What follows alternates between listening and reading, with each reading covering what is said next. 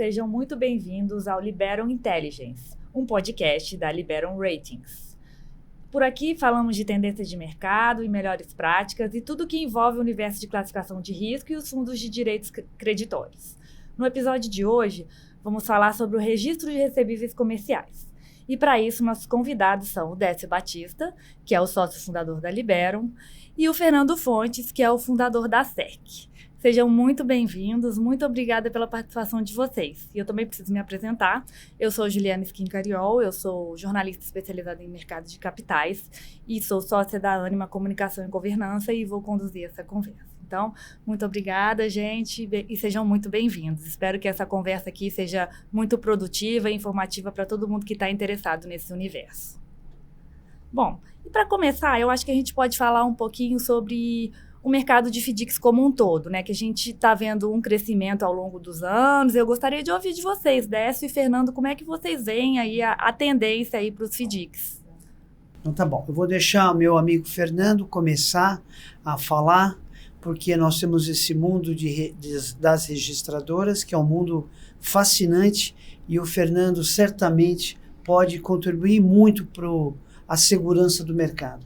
Muito obrigado por ter aceitado o nosso convite. Muito obrigado pelo convite da Liberum, Décio. Um privilégio participar desse podcast. Obrigado, Juliana, pela conversa que a gente vai ter aqui, pela oportunidade da gente fazer uma retrospectiva e também uma visão prospectiva para o mercado de securitização. E eu acho que eu começo comentando que a gente começou a trabalhar com securitização há mais de 20 anos, né? E o Décio e eu nos conhecemos já há esse tempo, e sempre quando eu olhava a alocação de recursos no mercado de capitais, fazendo aquela curva de risco-retorno que é tão usual, uma coisa me parecia estranha, que era uma baixa alocação que nós no Brasil tínhamos nessa classe de crédito, vis-à-vis a classe de equity, né? Então você tinha uma alocação muito grande já em fundos de private equity ou mesmo em fundos de ações, mas entre os fundos de títulos públicos, os fundos de mais liquidez, de renda fixa e os multimercado, essa classe de crédito privado ela não tinha nenhuma presença no Brasil. Quando você projetava a relação risco-retorno das alternativas para o investidor brasileiro, você via que tinha um gap, tinha uma falha nessa eficiência. Se fizesse ali um Markowitz, você ia perceber que o Brasil estava alocando pouco dinheiro em crédito historicamente. E aí você tem sempre o desafio de olhar operações de risco de crédito corporativo, grandes emissões, aí o Brasil foi ganhando presença nisso, debêntures, emissões de empresas listadas na Bolsa, obviamente com prêmios mais reduzidos. E aí o mercado de securitização veio ocupar um espaço que permite, ao mesmo tempo, por meio dessa desintermediação financeira que a securitização, essa tecnologia da securitização proporciona, que você, por um lado, consiga trazer para o investidor um produto que tem uma relação risco-retorno muito atrativa, mas, ao mesmo tempo, para o empresário, para aquele que precisa acessar o mercado de capitais, uma alternativa que também é muito eficiente em comparação ao endividamento bancário, inclusive porque ela pode ser feita sem configurar uma dívida, né, por meio da cessão definitiva de recebíveis detidos por uma empresa. Então, esse mercado que era incipiente há 10, 20 anos atrás, se tornou uma classe de ativo muito representativa pelo seu próprio mérito de ter mostrado ao longo dos anos a segurança desse produto, a tal ponto da própria CVM ter flexibilizado a restrição para o investidor de varejo na proposta para a resolução CVM 175, que já entrou em vigor, e, portanto, reconhecendo que o produto vem sendo muito bem sucedido nessa sua trajetória aí de mais de 20 anos de existência no mercado. Isso pelo seu próprio mérito, mas também pelos aspectos macroeconômicos que a gente vivencia no Brasil ao longo do tempo, né? E esses aspectos fazem com que a gente continue tendo taxas básicas de juros elevadas e ainda também estruturalmente spreads elevados no Brasil por inúmeros fatores. E isso é uma razão estrutural que faz também com que o FDIC se torne cada vez mais presente, ele participe mais, democratize mais o acesso ao mercado de capitais, tanto para investidores quanto para empresas. Então, assim, acho que o primeiro comentário que eu queria fazer é esse. Assim, nós estamos com um mercado de mais ou menos 700 bilhões de reais de patrimônio nos FDICs. Se a gente olhar para a indústria como um todo, a gente já está chegando a perto de 10% do total do dinheiro aplicado em fundos no Brasil, e a nossa visão é de que isso vai continuar crescendo. Os FDICs vão superar R$1 trilhão nos próximos meses, e a gente vê os FDICs chegando a mais de 15% da alocação de recursos no Brasil nos próximos tempos. A gente não tem hoje um mercado favorável para novos IPOs, para o mercado de equity. Os ativos acabam perdendo espaço. Estão perdendo espaço. Private Equity e Venture Capital também tiveram uma redução importante de 2021 para frente. Então, a gente vai continuar vendo essa tendência, de novo, assim, porque o produto é muito seguro e oferece ao investidor uma estrutura com muitas salvaguardas, mas também porque o ambiente global e local vai continuar estimulando a alocação em renda fixa e numa razão risco-retorno muito favorável para essa classe de ativo em particular. E você comentou, Fernando, da questão da CVM 175, né? O marco regulatório aí para os fundos de investimentos, e isso mudou bastante, né? A dinâmica para os FDICs, assim, em termos de transparência, como é que vocês veem essa nova resolução aí, como é que ela está sendo implementada e o que mudou para o mercado aí de FDICs? Bom, essa nova resolução, o Fernando fez uma excelente introdução, irretocável da evolução do mercado de FDICs, e a 175 ela veio como coroar toda essa evolução do mercado de FDICs e trouxe a possibilidade dos investidores, pessoas físicas, investirem diretamente. E tudo aquilo que o Fernando acabou de comentar foi o que levou a CVM a permitir que as pessoas físicas invistam diretamente nos FDICs. Então, ela trouxe mais transparência para o mercado, trouxe a possibilidade do investidor, pessoa física, né, entrar nesse mercado. E, como o Fernando comentou, é uma coisa que nós também acreditamos, é que no próximo ano, 2026, ou talvez ainda nesse ano, a gente consiga ver os FDICs ultrapassando a barreira de R$1 trilhão. A nossa expectativa é que isso ocorra o quanto antes, e o crescimento do mercado de FDICs é inexorável. Ele não vai parar de crescer, mas existem ferramentas importantes para que esse mercado, né, Fernando, continue crescendo de forma segura, porque é um produto resiliente, que já se mostrou seguro na pandemia do Covid-19, que foi uma situação muito triste globalmente que vivemos, mas o produto se mostrou muito resiliente. E na Liberum, nós temos estudos que comprovam isso, que mostram que em 24 meses de pandemia, apenas um único mês a rentabilidade das cotas subordinadas júniores foram negativas. Então, o produto ele é resiliente e por isso que ele está crescendo tanto e vai continuar a crescer. Muito mais resiliente que muitos outros ativos, né? Sim. Se a gente pensar na pandemia, por exemplo, né? E aí, ainda falando um pouquinho de CVM, né? Eu entendo que a CVM introduziu a questão do registro também, né? Nessa nova etapa aí, nessa nova fase que os FDICs estão entrando. Como é que esse registro dos direitos creditórios é um pilar essencial na estrutura de um FDIC, Fernando? Bom, primeiro, eu acho que o FDIC ele já tem uma série de belezas da sua própria tecnologia que tornam o produto muito robusto, né? E o papel da Liberum ele é essencial para entender se essa estrutura está bem construída e equilibrada. Os FDICs, em geral, são carteiras pulverizadas de crédito. Portanto, você está lidando com inúmeros diferentes devedores de uma classe de ativos. Pode ser um empréstimo, pode ser uma duplicata, pode ser um recebível de cartão, podem ser diversas naturezas de recebíveis que tenham sido adquiridos por um FDIC. E você, primeiramente, já divide esse FDIC em diferentes classes de cotas, de modo que você tenha a possibilidade do investidor comprar as denominadas cotas sêniores, que são prioritárias no recebimento de todo o fluxo financeiro desses recebíveis, então elas têm a proteção das chamadas cotas subordinadas. Fora isso, essas estruturas em geral têm spreads excedentes que permitem a recuperação de qualquer inadimplência, qualquer perda, e tudo isso é levado em conta na modelagem feita por uma agência de rating para entender se, considerado a histórico de perda daquela carteira, o quanto tem de subordinação, o quanto tem de spread excedente, outros instrumentos, se tem seguro de crédito, se tem fundo de reserva, tudo isso vai ajudar o investidor a estar comprando um produto muito seguro, apesar de oferecer um retorno acima do que outras alternativas de renda fixa pode proporcionar.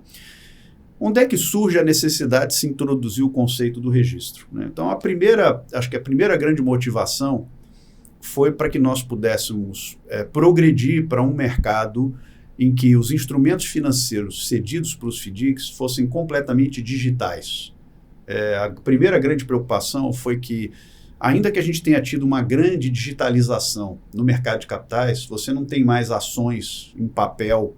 CDB é um certificado, você pegar um pedaço de papel na agência bancária, isso tudo foi desmaterializado, deixou de ser representado por títulos de crédito em papel e passou a ser representado na forma escritural. O mundo de títulos de crédito cedidos para FDICs, o mundo de duplicatas, CCBs, etc., ele não era representado de forma digital, ele era representado de forma física. E aí, quando você lida com documentos físicos, você tem um custo operacional e um risco operacional muito mais alto, né? Você pode, por exemplo, ter um problema de pegar fogo na sala onde os documentos estão guardados, ou simplesmente não conseguir recuperar um contrato que estava arquivado porque alguém colocou na pasta errada. Praticamente insano, né, Fernando? Então, é uma dinâmica muito onerosa e com muito risco operacional se lidar com uma quantidade massiva de documentos físicos que podem ser extraviados, destruídos, podem ter qualquer tipo de problema. E essa foi uma primeira grande motivação. E a segunda grande motivação foi que, com a centralização de todos os dados desses instrumentos, a gente passa a ter a capacidade de ser muito mais analítico na avaliação dos riscos de um determinado portfólio. Então, o primeiro grande tema que nos levou a introduzir o registro nesse tipo de estrutura foi endereçar a questão do lastro. A principal preocupação que não tem como uma agência de classificação de risco cobrir, porque ela está lidando com a capacidade de pagamento daquelas contrapartes, né? E aqui nós estamos falando sobre a formalização daquele crédito. É uma outra dimensão que precisa ser coberta numa operação de FDIC. E quando a gente fala do lastro, nós estamos falando de ter certeza de que, na hipótese de não pagamento daquela obrigação, você vai conseguir ajuizar uma medida para poder recuperar aquele crédito. Então, avaliar se de fato a operação está bem formalizada é um aspecto que fazer da forma física era inviável e tinha um risco muito alto. Quando a gente vai para o modelo digital, você consegue formalizar todas as operações digitalmente, né? Hoje você consegue comprar e vender coisas por um app no seu celular, sem precisar fazer uma escritura pública ou ter que fazer um contrato particular. Então, a mesma facilidade a gente quis trazer para o mundo dos FDICs, e fazer isso por meio do registro traz grandes benefícios. Primeiro, para conseguir garantir que aquela operação tem lastro, que de fato aquele crédito será recuperável, você vai poder ajuizar uma medida contra aquele devedor, ele é devido, ele é incontroverso. E segundo, que você garanta também a unicidade de todos os negócios feitos com recebíveis no Brasil. Até antes da introdução do registro, você tinha um risco de que um mesmo crédito pudesse ser cedido duas vezes. Isso já aconteceu no passado, inclusive na indústria de FDICs. Sim, uma forma muito... que destruiu muito valor para os investidores na época. Exato. São episódios isolados na história do mercado, mas muito traumáticos. É como aquela história de cair um avião. É muito raro, mas quando acontece, você tem um efeito muito traumático. Para recuperar, né? Para recuperar a credibilidade. Então, a perspectiva que o registro traz é de eliminar qualquer risco para o mercado de que um crédito tenha sua titularidade, sua propriedade discutida no futuro, dizendo, não foi você que comprou, foi outra pessoa que comprou, porque ela tinha um contrato anterior ao seu, mas quem registrou? Essa é a segurança que você já tem e já conhece, por exemplo, na compra de um imóvel. Né? Não importa se você fez a sua escritura, o que importa é se você levou a registro de imóveis, aquela escritura, para transferir a propriedade daquele imóvel para o seu nome. e só vale o que está no cartório de imóveis. Se aquilo não foi levado na matrícula do imóvel, seja uma hipoteca, uma alienação fiduciária, uma escritura de compra e venda, ela não vai produzir efeito. E este é o mesmo contexto que a gente trouxe para o mundo dos recebíveis. Se você não levou a registro aquela operação de cessão, aquela constituição de garantia, aquilo não produziu efeitos. É um contrato pessoal que você tem com aquele devedor ou cedente, mas aquilo não produz efeito jurídico perante outras pessoas. A consequência prática disso é que quem tem o direito de cobrar o devedor é aquele que fez o registro. E o registro garante a unicidade, como acontece no imóvel ou no automóvel. Quando você faz um financiamento de carro, o banco só vai liberar o dinheiro para a loja quando ele tiver certeza de que no Detran já houve o registro da garantia. Sim, então, essa dinâmica do gravame de veículo, da alienação fiduciária do imóvel, da existência de um ambiente de registro que tenha o papel de garantir a segurança jurídica e não só operacional, também é um benefício que foi introduzido pelo registro no mundo dos FDICs. Então, tem um aspecto operacional de acabar com o risco do papel. Eu me lembro de operações de FDIC, por exemplo, que você... são muitos contratos, então vamos digitalizar os PDFs, vamos botar num pendrive. Nossa, eu me lembro disso. E aí vamos mandar o pendrive. Era uma logística terrível. Terrível. E no final você falava, vou fazer um TED de R$1 bilhão, vou receber um pendrive. Né? Então você está comprando um pendrive por R$1 bilhão, né? Porque tem a imagem dos PDFs daqueles contratos, mas aquilo não é o original. Praticamente continua analógico, só que você tem ali digitalizado. É um analógico digitalizado que não tem valor jurídico, porque é uma fotocópia do original, e sem o original você não vai conseguir recuperar aquele crédito. O antigo facsímile, só que estava dentro do pendrive, que não valia nada. Exato. E aí a gente vai para um mundo de uma CCB escritural, que inclusive acelerou a sua adoção com a pandemia. A pandemia fez o processo de digitalização desse título de crédito acontecer de forma ainda mais rápida, porque as pessoas precisavam contrair dívidas e não podiam ir na agência do banco durante a pandemia. E aí o Congresso e o Banco Central regulamentaram a CCB escritural, a duplicata escritural, que também foi regulamentada pelo Congresso, pelo Banco Central e está em implementação. Tudo isso para que essa desmaterialização resolva o risco operacional. E depois, o risco legal também se resolve porque o registro tem o valor de produzir efeito perante terceiros, de garantir a propriedade ou a constituição da garantia de forma jurídica. Consequência prática disso, quem deve não tem dúvida de a quem vai ter que pagar. Né? Antes da existência do registro, era comum você comparecer perante um devedor e o devedor dizer, não, mas é que outras instituições também se apresentaram como detentoras desse crédito. Sim. Dizendo que eu tenho que pagar para elas. Então, eu vou depositar em juízo, vocês vão lá e vão discutir quem que é o dono desse negócio. Né? Não tem mais essa controvérsia. O que comprova a propriedade é uma certidão emitida por um sistema de registro, como acontece no imóvel, no Detran, para um determinado veículo. Você não compra um carro sem ir no Detran ver se aquele imóvel está disponível. Quem pertence. Então, esses são os principais fatores que, no meu ponto de vista, trouxeram o registro para a agenda regulatória, no âmbito da CVM para os FDICs, mas também para a agenda regulatória do Banco Central. Então é interessante dizer que isso não é um aspecto que vem só aportar ganhos para o crédito securitizado, mas também para o crédito bancário, de modo que todas as instituições do mercado de capitais, do mercado financeiro, passam a se apoiar nesse ecossistema de registro. A confiabilidade do mercado aumenta muito, né? Sim. E aí, você falou bastante aí sobre como que tudo que acontecia nessa era pré-digital, assim, digamos assim, e hoje em dia, assim, ainda pode acontecer de um crédito não ser devidamente registrado, assim, e quais são as consequências aí que a gente pode ver se isso acontecer?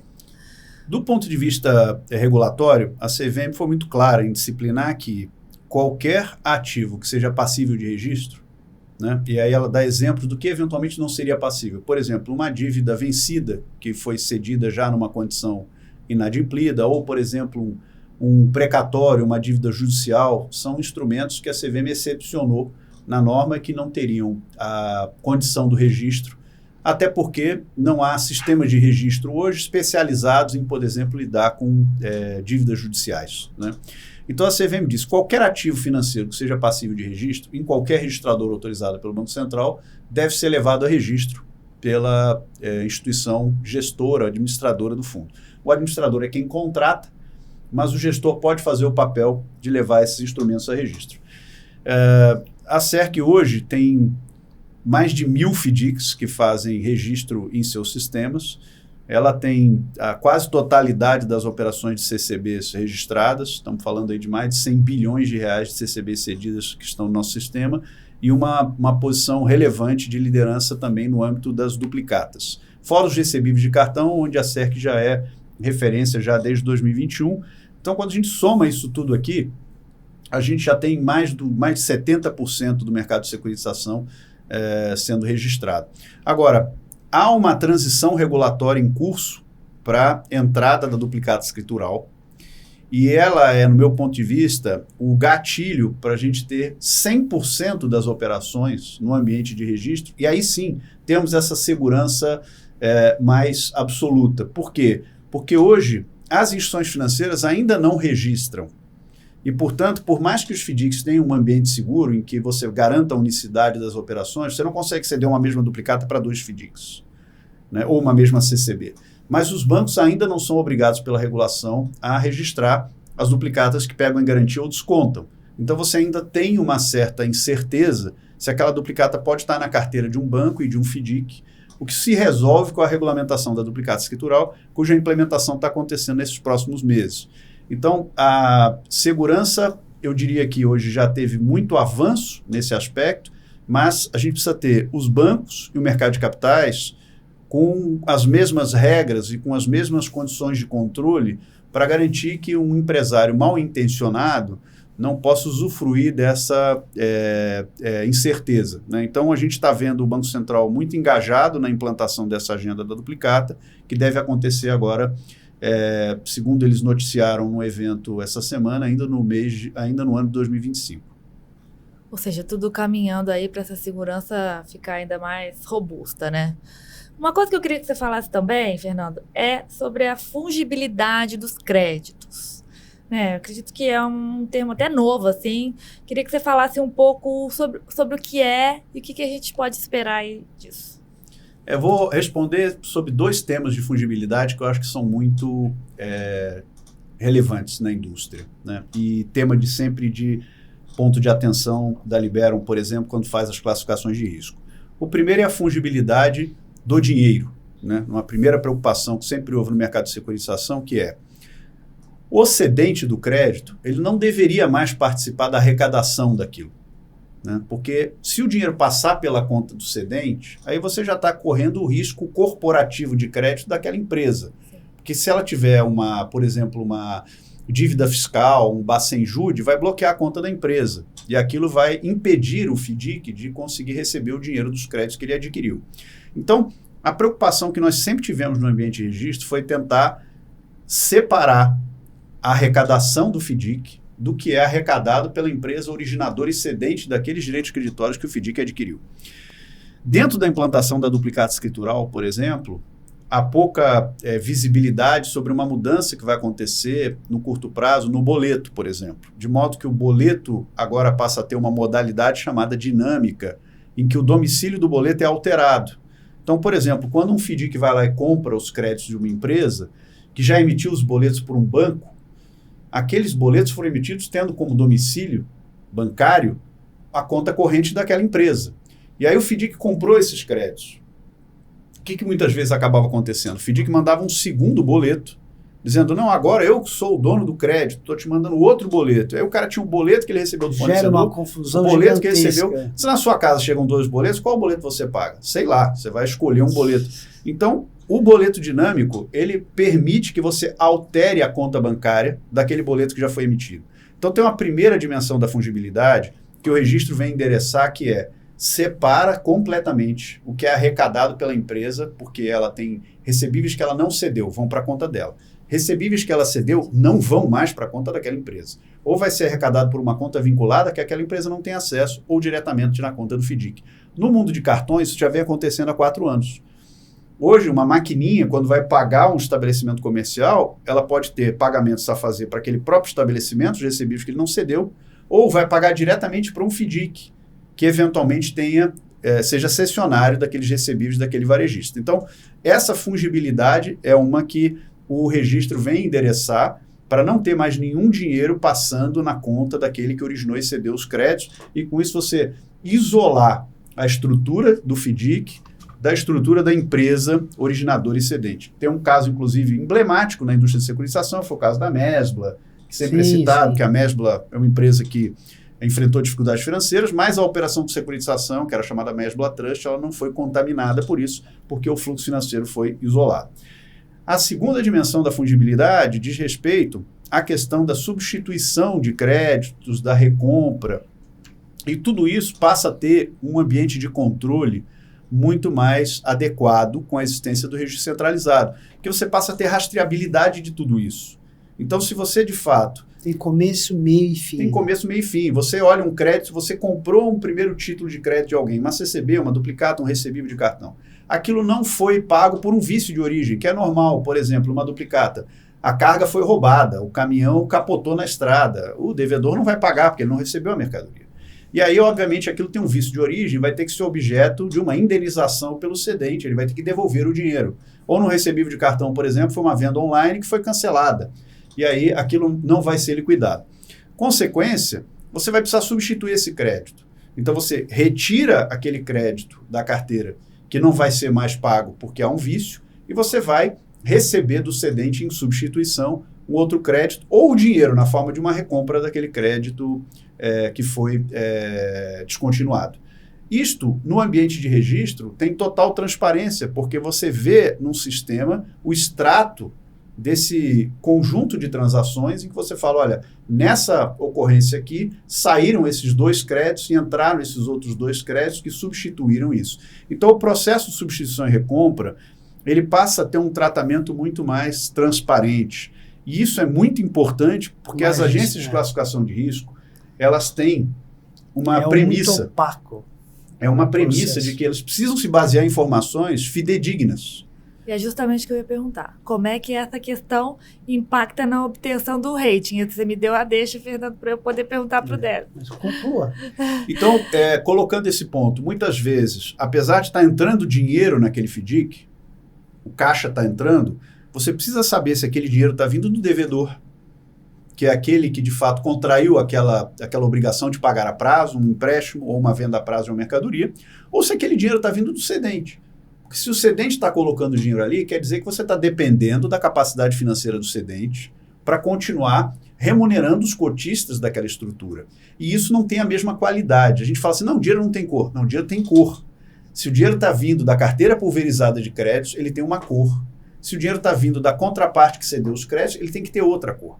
E a agência de classificação de risco, ao receber isso em cores diferentes, vai poder fazer juízo de valor sobre a qualidade daquele portfólio, se ela está melhorando ou piorando. Se uma empresa está tendo muito problema com entrega, muita devolução de mercadoria, muitas situações que implicam na necessidade de recomprar ou substituir, vai chegar um determinado momento em que os cotistas, os investidores, vão ficar muito dependentes daquela contraparte, daquela empresa.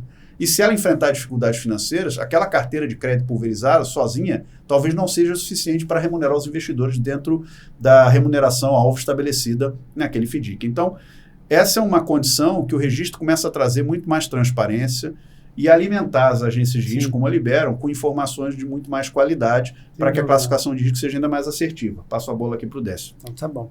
Não, toda essa questão de fungibilidade, da segurança, da transparência que o registro traz, né, que a resolução 175 nos trouxe, né, ela é muito positiva para o mercado. Por quê?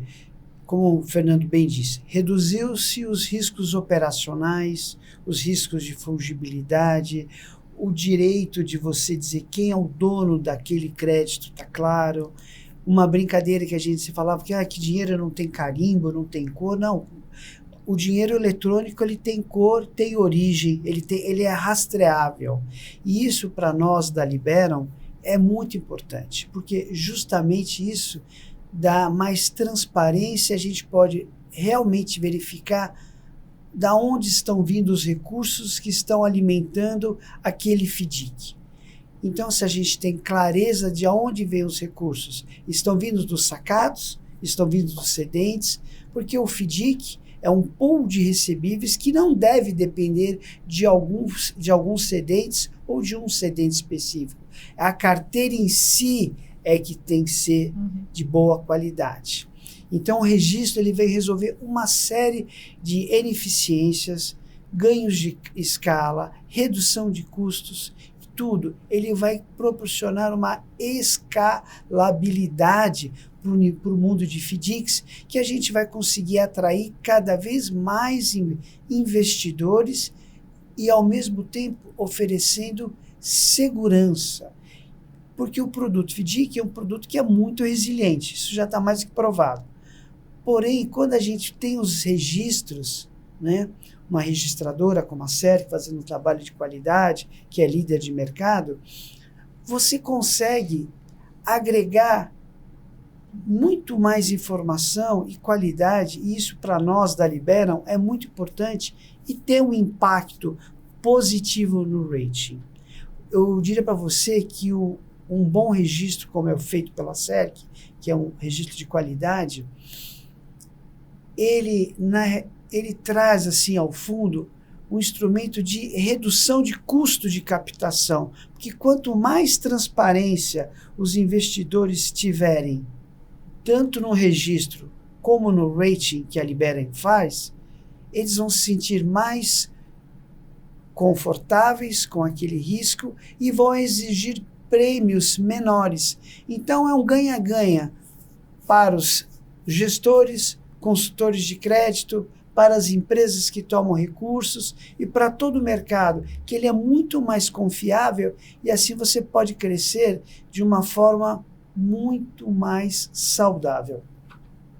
É o registro e o rating caminhando juntos aí para lado trazer... a lado. Acho que a gente já falou isso, né? Mas não custa repetir, que é muito importante para trazer mais segurança, um mercado mais robusto, né?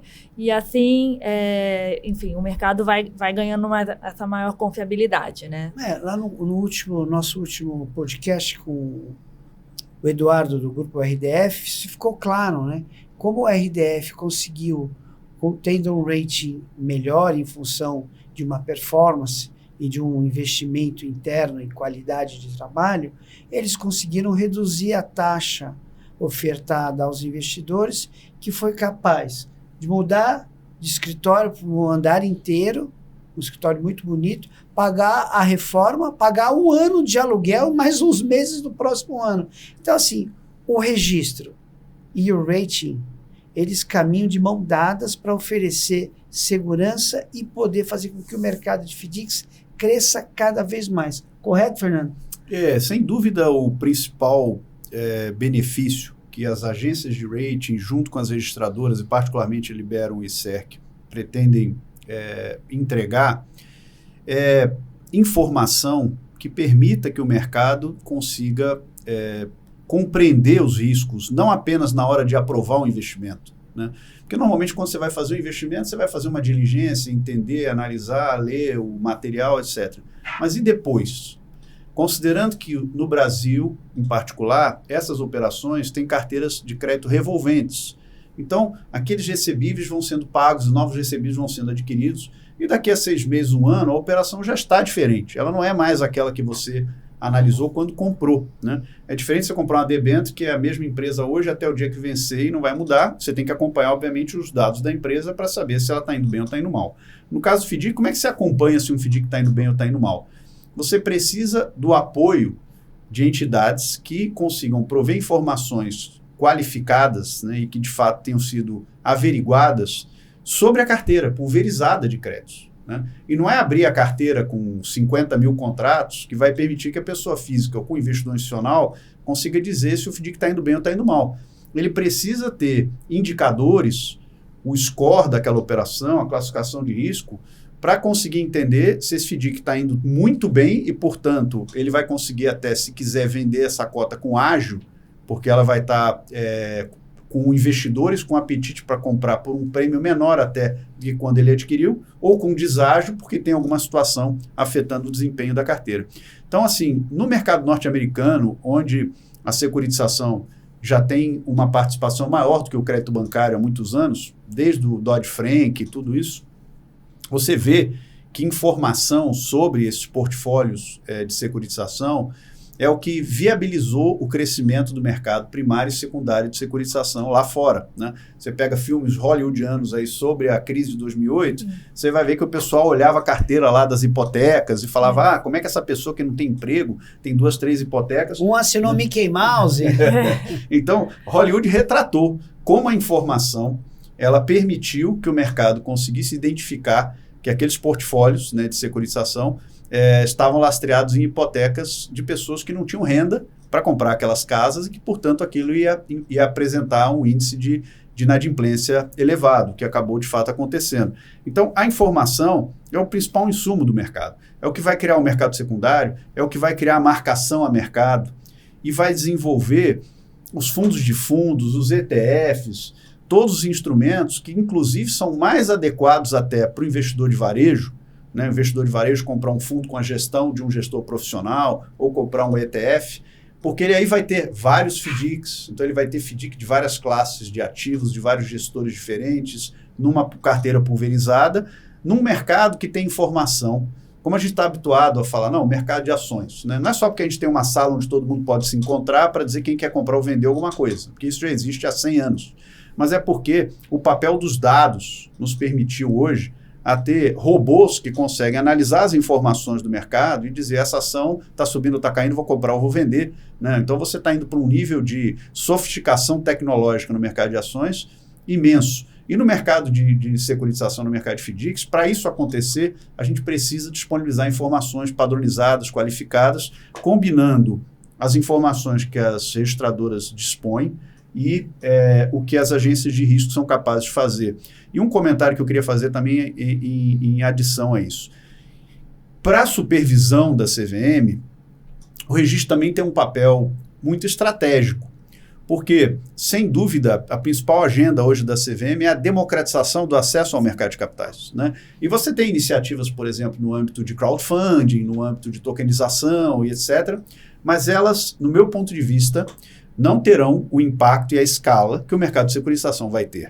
E aí, nesse sentido, a gente sabe das limitações orçamentárias, né? A gente sabe como players do mercado de capitais, todo mundo aderiu, né, ao apoio que tem sido dado para a CVM ser melhor instrumentada para desempenhar a sua função. Sem dúvida. E nesse sentido, as registradoras são um ambiente que ajuda a CVM a fazer supervisão, né? Se a gente está num mercado de 2, 3 mil FDICs, não dá para imaginar que a CVM, com tão poucos servidores, consiga fazer a cobertura de todo esse mercado sem ter o apoio, de entidades que vão avaliar o risco de crédito ou que vão avaliar o lastro, né, desses contratos e que possam subsidiar a CVM com informações tempestivas, né, para, na hipótese de alguma situação que implique na necessidade de atuação por parte da supervisão, a CVM também está suprida, munida dessas informações. Funciona até como um gatekeeper aí do mercado. Exato. Também, né? Que, na verdade, foi para isso que o registro foi criado. Nós temos um histórico no Brasil de um sucesso no mundo do registro que vem lá desde o tempo do PROER, quando a gente teve todas aquelas crises bancárias, que foi quando o Banco Central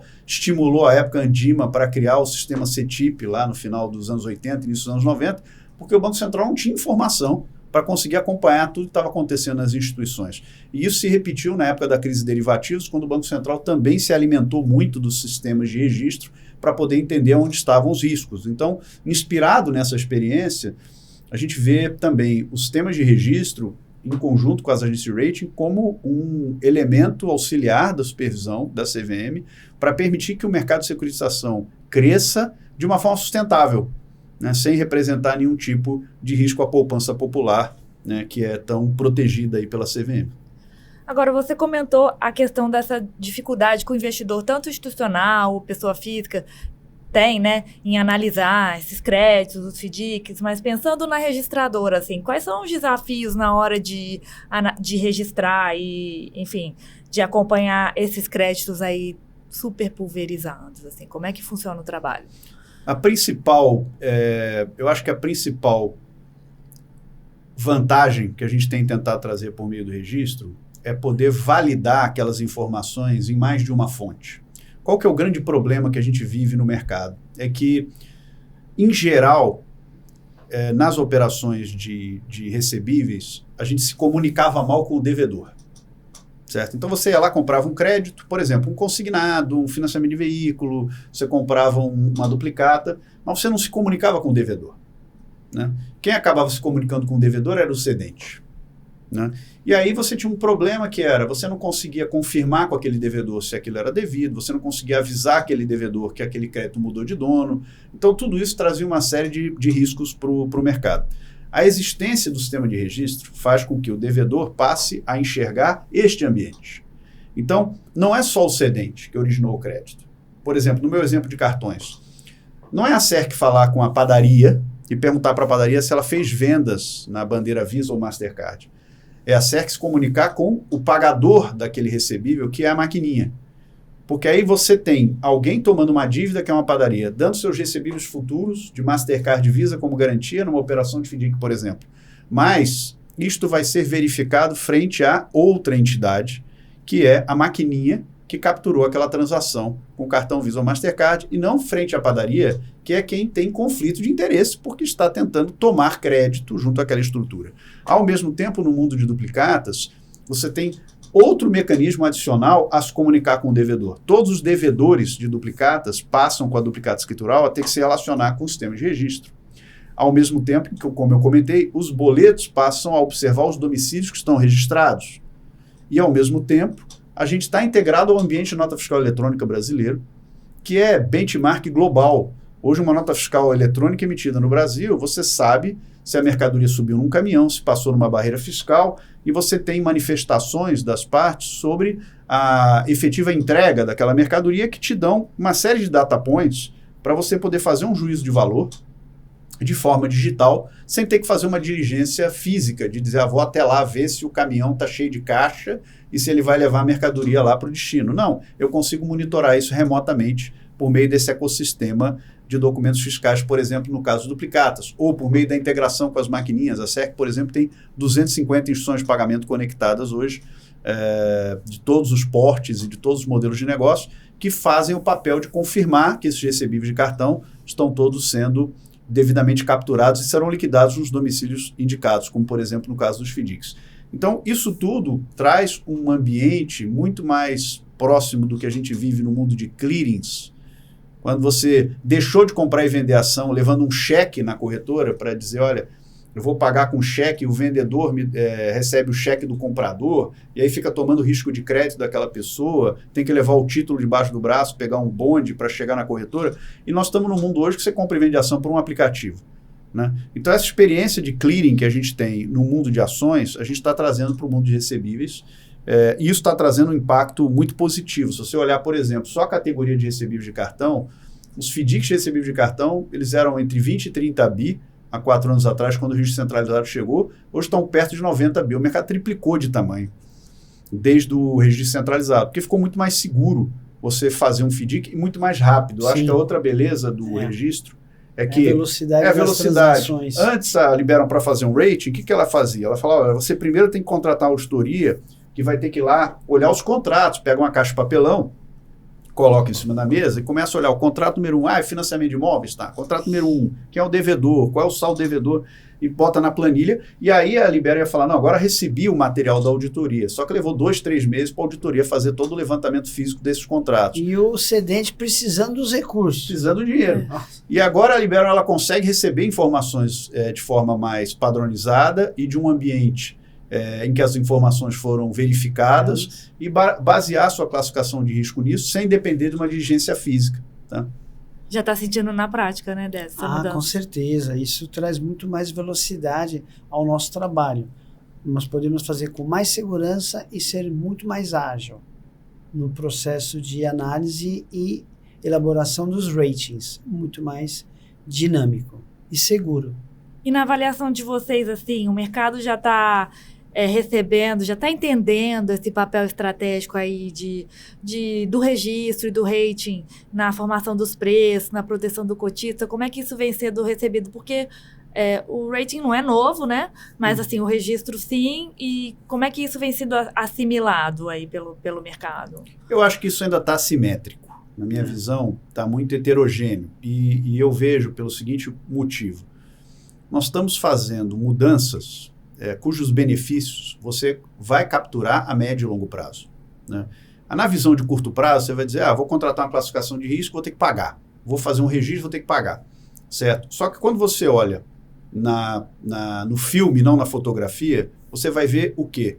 Efeitos, como o próprio Décio comentou, no custo de capital daquele empresário que vai conseguir emitir uma cota pagando uma remuneração menor. E isso é muito mais relevante do que o custo de uma classificação de risco ou do que o custo de um registro. Então, em geral, a primeira reação do mercado, quando você traz o tema da classificação de risco, mas eu vou ter que gastar para contratar esse tipo de serviço, né? E não sei que benefício eu vou ter, porque esse benefício vai vir com um mercado maior, até porque o próprio regulador, sentindo segurança, ele vai, como fez na 175, ampliar a possibilidade de alocar recursos nisso. O mercado secundário vai se desenvolver, e com o mercado secundário você resolve o tema de risco de liquidez também, porque você já sabe que pode comprar um FDIC, amanhã você precisa vender, você tem para quem vender, e ao mesmo tempo você vai tendo um mercado em que o investidor está disposto a aceitar um prêmio menor, porque ele sabe que aquela estrutura é resiliente, é robusta e tem os mecanismos de segurança que nós discutimos aqui.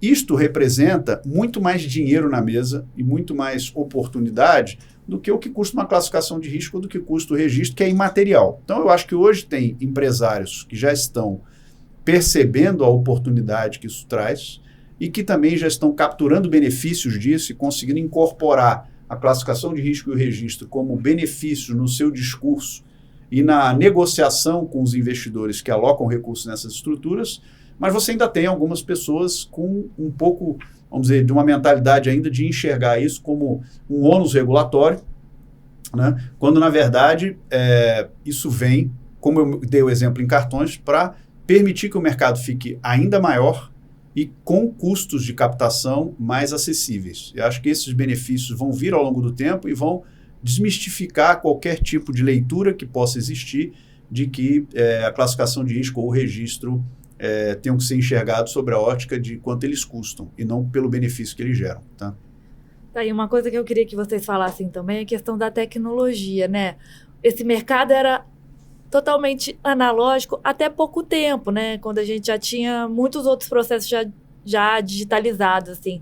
Como é que é o emprego da tecnologia aí, tanto na formação, né, do rating e também no caso do registro? Juliana, antes de eu começar a responder essa pergunta, que é brilhante, eu queria só fazer um complemento. Porque, assim, alguns empresários ainda encaram o registro e o rating como custo. E ele não é isso.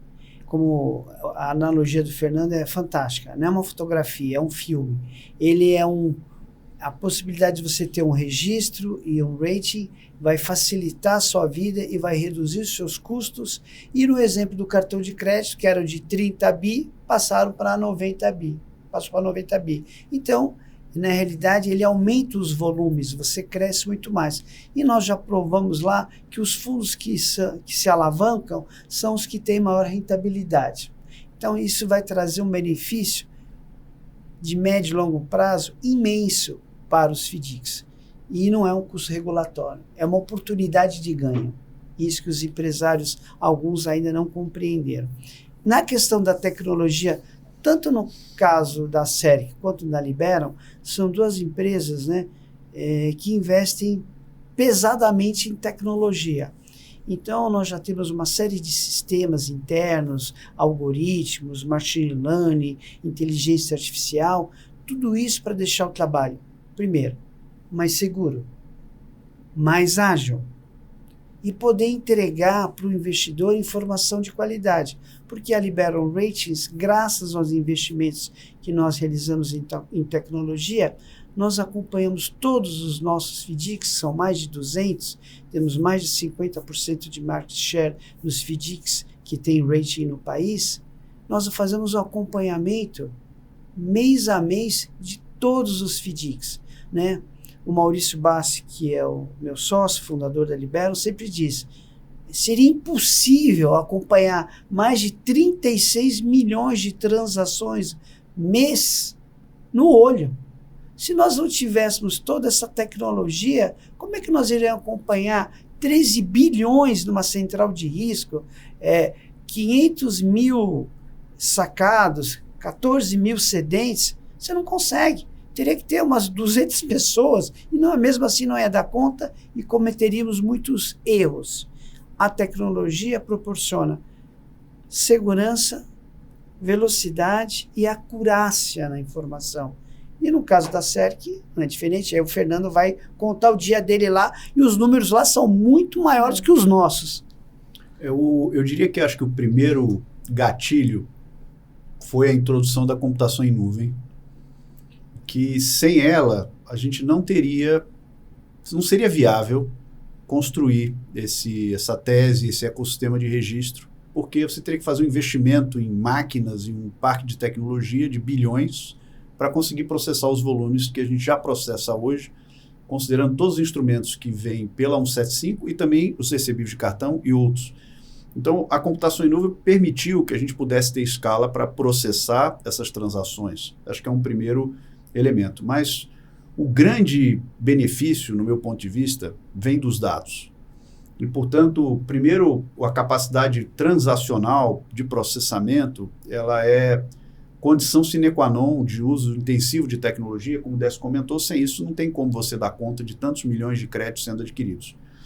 Nos dados, você passa a ter a capacidade de rodar modelos, né, de usar inteligência de máquina, de usar inteligência artificial para identificar qualquer tipo de risco de uma forma mais digital, né? O mercado, mesmo o mercado bancário, ainda tem políticas ou critérios muito baseados na experiência dos profissionais, né, das instituições, que de alguma forma, não, eu já fiz empréstimo para esse segmento e eu sei que essa empresa tem um ciclo que nessa época do ano é bom, é ruim. Então, você acaba tendo a dependência de seres humanos que têm uma bagagem, uma experiência de atuar naquele segmento, conhece a empresa, conhece um setor, e você está indo para um momento em que a gente tem visto já muitas instituições sendo bem-sucedidas usando modelagem mais do que essa expertise e tendo resultados muito impressionantes. A gente faz algumas análises, por exemplo, do desempenho das carteiras de crédito dos bancos, dados públicos do Banco Central, e você vê que, em tese, todo mundo tem os dados. Hoje você tem Open Finance, hoje você tem uma série de mecanismos de dados abertos, e os desempenhos são muito heterogêneos, porque a capacidade de usar os dados depende muito da qualidade do time de dados, né, dos modeleiros que trabalham nessas instituições.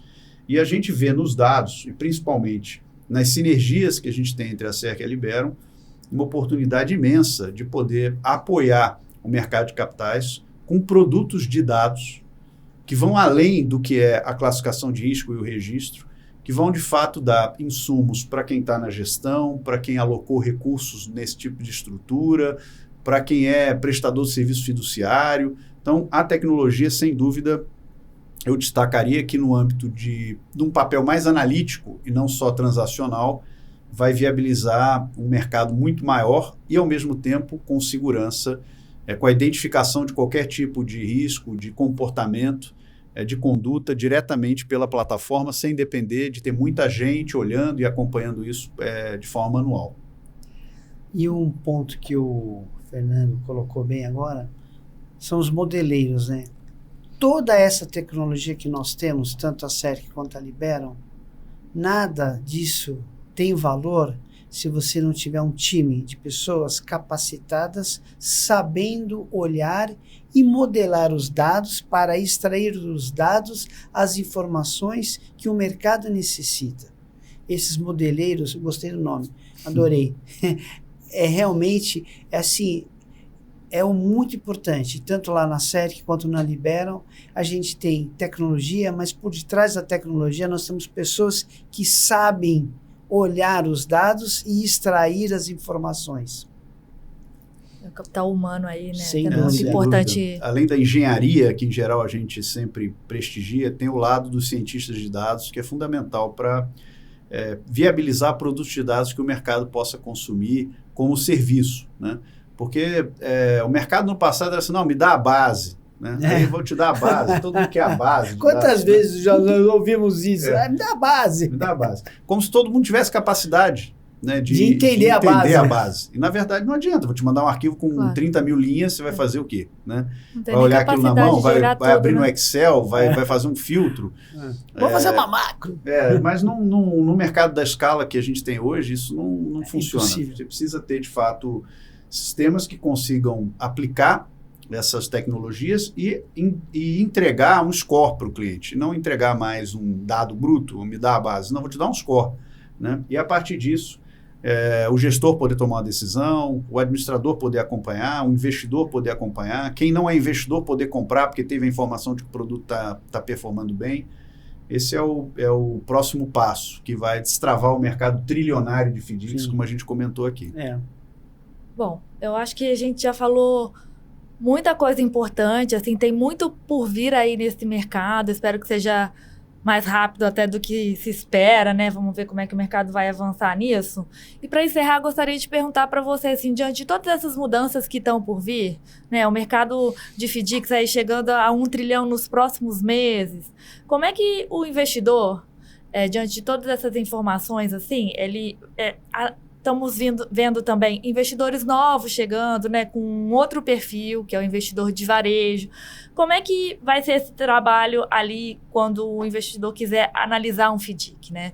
Tem a agência de rating, vai ter o registro que vai fazer alguns trabalhos até por ele ali, né? E como é que fica essa análise pelo investidor? O que ele tem que considerar e vai mudar o perfil dessa análise que ele tem que fazer hoje para a análise que ele vai fazer daqui a pouco? Como é que isso vai se concretizar na prática? Perfeito. Bom, primeiro a CVM mesmo já colocou algumas condições, né, para os fundos que vão ser distribuídos para o varejo. Sim. Então, a própria CVM diferenciou os requisitos, né, para as operações que sejam ofertadas a pessoas físicas em geral. Isso já traz uma governança mais robusta para aquilo que o investidor pessoa física vai poder comprar nos canais de distribuição. A segunda recomendação que eu faço é que você confie numa gestão profissional. Então, no meu ponto de vista, escolher uma gestora, né, com quem você vai se relacionar no investimento é fundamental. Uma gestora com quem você tenha uma relação de confiança, porque o gestor, de fato, eu costumo indicar como sendo o engenheiro responsável pela obra. Né? Então, se você vai morar num prédio, que é um FDIC, conheça o engenheiro responsável pela obra, porque é ele que, de fato, calculou tudo aquilo que disse, olha, com tanto aqui de concreto, de aço, o prédio fica de pé. Né? E ao longo do tempo, diferente do engenheiro responsável, que também assinou aquilo, ele vai morar junto com você naquele prédio até o final da transação. Então, a gestão profissional, para mim, é um aspecto essencial, como eu comentei aqui. Para o investidor de varejo, acho que o primeiro elemento seria escolher a gestora, né? E gestoras, hoje você tem um volume grande de players independentes ou mesmo dos conglomerados que se especializaram nessa classe de ativo em FDICs. Você vai ver no mercado, se você pegar 10, 20 anos atrás, pouquíssimas instituições sabiam lidar com FDICs ou tinham gente especializada. Hoje você tem muitas gestoras com esse tipo de foco, né? Várias, gestoras famosas, conhecidas, que eram líderes no mercado de equities e que pivotaram para o mercado de FDICs e agora estão se posicionando como referência também nesse setor. Então, eu acho que ter preocupações de investir em fundos que tenham boa classificação de risco, que tenham seus recebíveis registrados e fazer uma escolha criteriosa do gestor, né? Porque, de fato, o gestor deveria ser aquele a quem você delega esse dia a dia. Né? E acho que o investimento via fundo de fundos e ETFs, do meu ponto de vista, vai ser o que vai viralizar o FDIC para o mercado de varejo no curto prazo. Não, concordo 100% com o Fernando. Primeiro, escolher um bom gestor que tenha um histórico em ativos de crédito, que tenha experiência, que possa prestar um bom serviço. Lá no caso da Libero, a gente não fala que é o engenheiro responsável, porque é o capitão do navio, que está levando todo mundo junto no transatlântico, né? Que é o FDIC. Espere que todo mundo fique bem confortável em suas cabines, né? Para que no mar não fique sacolejando muito. Escolher um bom gestor é muito importante, profissional, com experiência no mercado de crédito, né? Renda fixa, crédito privado, isso é importante. que ele tenha informações, que o fundo que vai investir, né, que tenha rating de qualidade, que tenha um registro como o da SERC, todas essas salvaguardas, essa governança que a Resolução 75 possibilitou aos investidores, ela será muito benéfica. E se a tecnologia for utilizada de uma forma adequada, com bons profissionais, os modeleiros, né, de qualidade, a gente vai conseguir retirar desse ativo, que é o FDIC, de recebíveis comerciais e outros FDICs, um resultado muito positivo para os investidores pessoas físicas, para os investidores profissionais e qualificados, sem mencionar o fato que os investidores de fundo de pensão ainda hoje têm uma parcela ínfima de investimento em FDICs, que através dos registros e do rating eles vão poder investir cada vez mais. Correto? Perfeito. Essa é a nossa visão. Um futuro muito bom para os investidores, pessoas físicas em FDIC. E para os empresários também. Eu acho Também, que o segmento de empresas que os FDICs atendem tende a se expandir materialmente. E aí, quando a gente fala, por exemplo, em redução de custo de captação, nós estamos falando que isso viabiliza o acesso do FDIC a empresas que têm um custo de capital mais baixo, né?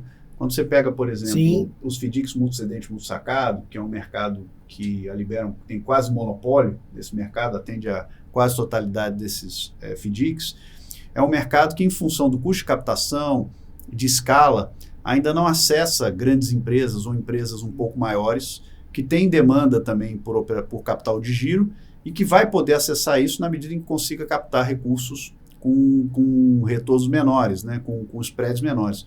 Então, minha visão é de que se você tem duas formas de crescer o portfólio, né? Ou você vai por uma dinâmica em que você tem spreads mais altos e perdas mais elevadas, ou você vai para uma dinâmica em que você consegue trabalhar com spreads menores e, obviamente, com risco menor. Os FDICs ainda têm dificuldade muito acima nessa camada, por causa do custo de capital.